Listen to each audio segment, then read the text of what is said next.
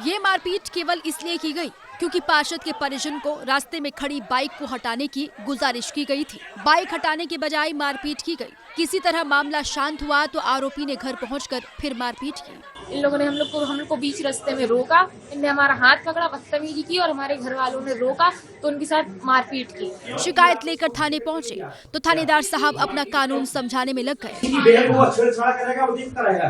छेड़छाड़ का मामला ही नहीं है, रास्ता निकलने का विवाद है।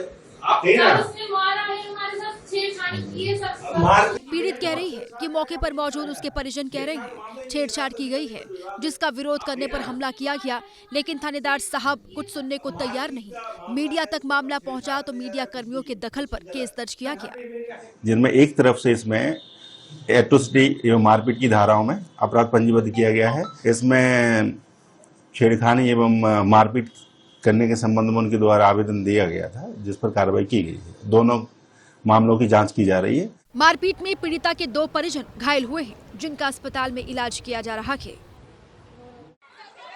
ये मारपीट केवल इसलिए की गई क्योंकि पार्षद के परिजन को रास्ते में खड़ी बाइक को हटाने की गुजारिश की गई थी। बाइक हटाने के बजाय मारपीट की गई। किसी तरह मामला शांत हुआ तो आरोपी ने घर पहुंचकर फिर मारपीट की। इन लोगों ने हम लोग को बीच रास्ते में रोका, इनने हमारा हाथ पकड़ा, बदतमीजी की और हमारे घर वालों ने रोका तो उनके साथ मारपीट की। शिकायत लेकर थाने पहुंचे तो थानेदार साहब अपना कानून समझाने में लग गए। छेड़छाड़ करेगा वो जीत करेगा। छेड़छाड़ का मामला ही नहीं है, रास्ता निकलने का विवाद है।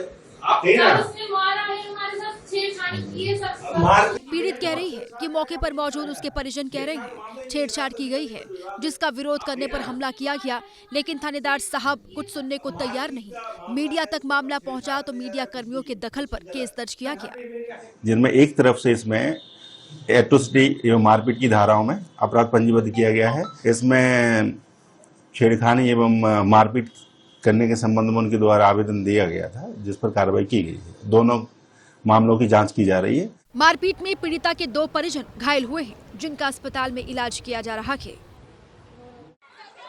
ये मारपीट केवल इसलिए की गई क्योंकि पार्षद के परिजन को रास्ते में खड़ी बाइक को हटाने की गुजारिश की गई थी। बाइक हटाने के बजाय मारपीट की गई। किसी तरह मामला शांत हुआ तो आरोपी ने घर पहुंचकर फिर मारपीट की। इन लोगों ने हम लोग को बीच रास्ते में रोका, इनने हमारा हाथ पकड़ा, बदतमीजी की और हमारे घर वालों ने रोका तो उनके साथ मारपीट की। शिकायत लेकर थाने पहुंचे तो थानेदार साहब अपना कानून समझाने में लग गए। छेड़छाड़ करेगा वो जीत करेगा। छेड़छाड़ का मामला ही नहीं है, रास्ता निकलने का विवाद है। आप उसने मारा है, हमारे साथ छेड़छाड़ी की है सब। पीड़ित कह रही है कि मौके पर मौजूद उसके परिजन कह रहे हैं छेड़छाड़ की गई है, जिसका विरोध करने पर हमला किया गया, लेकिन थानेदार साहब कुछ सुनने को तैयार नहीं। मीडिया तक मामला पहुंचा तो मीडिया कर्मियों के दखल पर केस दर्ज किया गया, जिनमें एक तरफ से इसमें एट्रोसिटी एवं मारपीट की धाराओं में अपराध पंजीबद्ध किया गया है। इसमें छेड़खानी एवं मारपीट करने के संबंध में उनके द्वारा आवेदन दिया गया था, जिस पर कार्रवाई की गई है। दोनों मामलों की जांच की जा रही है। मारपीट में पीड़िता के 2 परिजन घायल हुए हैं, जिनका अस्पताल में इलाज किया जा रहा है।